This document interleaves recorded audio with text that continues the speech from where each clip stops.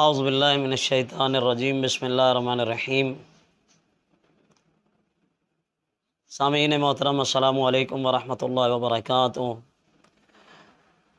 حدیث قدسی میں جو روایت کی گئی حضرت امام جعفر صادق علیہ الصلوۃ والسلام، برادر مومن کی زیارت کا کتنا اجر و ثواب ہے، خداوند متعال فرماتا ہے، امام نے جو حدیث بیان کی ہے، امام فرماتے ہیں کہ اللہ کی ذات فرماتا ہے کہ جو مومن اپنے برادر مومن کی زیارت کے لیے میری رضا کی خاطر جاتا ہے تو اس نے میری زیارت کی، گویا کہ اس مومن کی بجائے میری زیارت کی ہے، اور اس کا اجر و ثواب جو ہے مجھ خدا کی ذات پر ہے، اور میں جنت سے کم ثواب اور اجر دینے والا نہیں ہوں۔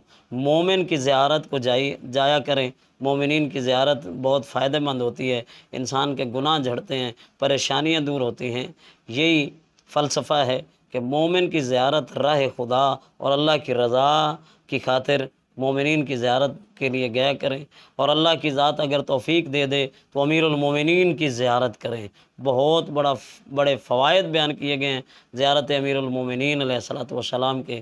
دعا ہے پروردگار عالم ہمیں بھی مومنین کی اور امیر المؤمنین علی ابن ابی طالب علیہ الصلوۃ والسلام اور حضرت امام حسین علیہ الصلوۃ والسلام اور تمام ائمہ کی بامعرفت خداوند متعال زیارت نصیب فرمائے۔ والسلام ورحمۃ اللہ وبرکاتہ۔